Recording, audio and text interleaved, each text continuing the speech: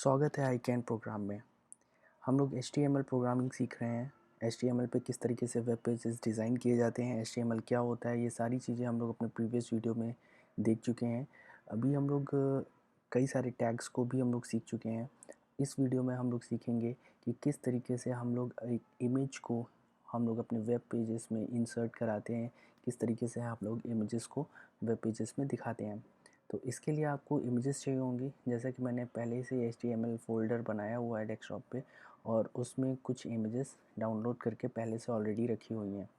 अभी इसमें ही हम लोग जाएंगे सबलाइम टेक्स्ट में, अपने टेक्स्ट एडिटर को ओपन करेंगे और यहाँ पर HTML का बेसिक फंडामेंटल स्ट्रक्चर हम लोग लिखेंगे, टाइटल देंगे और टाइटल दिया आई कैन रीस्टार्ट और देन हम लोग बॉडी पोर्शन में आएंगे जहाँ पर हम लोगों को इमेजेस को लगाना है।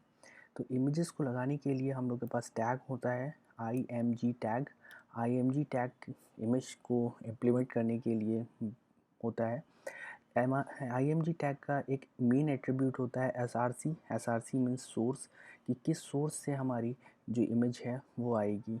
तो हमारे पास हमारे HTML फ़ोल्डर में, जैसा कि हम लोगों ने पहले ही देखा हुआ है कि हमारे HTML फ़ोल्डर में बहुत सारी इमेजेस हम लोगों ने पहले से ही डाउनलोड करके रखी हुई हैं। A1.jpg, A2.jpg, A3.jpg and A4.jpg।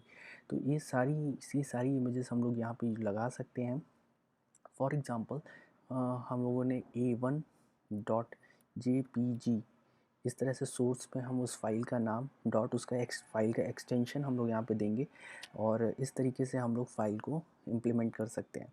अभी इस फाइल को हम लोग सेव करेंगे। एक बात याद रखेंगे कि हम लोग की फ़ाइल सेम उसी जगह पे होगी जिस जगह पे हमारी इमेजेस डाउनलोड होगी।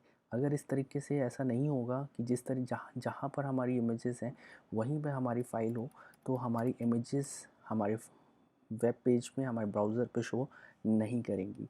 अभी हम इसका नाम देते हैं पेज 4 एंड देन हम लोग इसको डेस्कटॉप पर HTML फ़ोल्डर के अंदर सेव करा देते हैं। अभी हम लोग वहाँ पर जाएंगे और पेज 4 को हम लोग ओपन करेंगे। तो यहाँ पर देखते हैं कि यहाँ पर अभी कोई भी इमेज नहीं आई है। इसका रीज़न ये है कि यहाँ पर हमारा जो एक्सटेंशन है वो .jpeg है और हम लोगों ने यहाँ पर एक्सटेंशन jpg लिखा हुआ है। इसे jpeg कर देंगे, देन इस फाइल को दोबारा से सेव कराएंगे और हम लोग वापस जाएंगे, इसे रिफ़्रेश करेंगे और देखिए यहाँ पर हमारी फ़ाइल, हमारा जो इमेज है वो वेब ब्राउज़र पे शो हो रहा है। इस तरीके से हम लोग इमेजेस को वेब पेजेस पे इंसर्ट कराते हैं। हमारा मेन टैग है ये IMG टैग और ये SRC इसका एट्रीब्यूट है। इस तरीके से इमेज टैग के और भी कई सारे एट्रीब्यूट्स होते हैं जिनको हम लोग दो पार्ट्स में पढ़ेंगे। पार्ट 1 में हम लोग इमेज टैग और उसके कुछ एट्रीब्यूट्स के बारे में जानेंगे और पार्ट 2 में हम लोग उसके दूसरे नए एट्रीब्यूट्स के बारे में जानेंगे, किस तरीके से हम लोग यूज़ करते हैं। IMG टैग के अंदर एक एट्रीब्यूट और होता है, वो होता है ALT एट्रीब्यूट। ALT एट्रीब्यूट क्या करता है? ALT एट्रीब्यूट से हम लोग अगर इस किसी कंडीशन की वजह से हमारी इमेज वेब पेज पे लोड नहीं हो पाती है, ऐसी सिचुएशन में हम लोग ALT टैग दे देते हैं। ALT का मीन्स होता है अल्टरनेट टेक्स्ट। तो हम लोग वहाँ पे कोई एक अल्टरनेट टेक्स्ट डाल देते हैं। फॉर एग्ज़ाम्पल मैंने डाल दिया text1.jpg, ये मैंने एक टेक्स्ट डाल दिया। अगर किसी भी रीज़न की वजह से मेरी इमेज अगर ब्राउज़र पे अपलोड नहीं होगी तो वहाँ पर हमें एक अल्टरनेट टेक्स्ट दिखाई देगा, जिससे यूज़र समझ जाएगा कि यहाँ पर किस चीज़ की इमेज लगी हुई थी। चलिए इसको शो करते हैं और यहाँ पे सेव करेंगे और सेव करते ही हम लोग यहाँ पर इसे रिफ़्रेश करेंगे। तो रिफ़्रेश करने पे अभी क्योंकि हमारी इमेज आ रही है, इस वजह से अल्टरनेट टेक्स्ट दिखाई नहीं देगा। अगर हम लोग अपनी इमेज को यहाँ पर चेंज कर देते हैं जिसकी वजह से इमेज नहीं आएगी, तो ये हमारा ये अल्टरनेट टेक्स्ट दिखाई देगा। ब्राउज़र पे जाएंगे, इसे रिफ़्रेश करेंगे एंड देखिए यहाँ पर हमें अल्टरनेट टेक्स्ट दिखाई दे रहा है।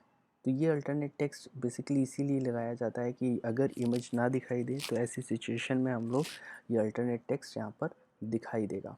आई होप आप लोगों को ये सारी चीज़ें समझ में आ रही होंगी और अगर नहीं आ रही हैं तो कमेंट सेक्शन पे ज़रूर बताइएगा। मैं आप लोग के हर एक डाउट का पर्सनली कमेंट करके आंसर दूंगा। ओके, नेक्स्ट हमारा एट्रीब्यूट है, नेक्स्ट एट्रीब्यूट है हमारा align attribute. Align attribute image को लेफ़्ट अलाइन और राइट अलाइन में अलाइनमेंट उसकी कर देता है।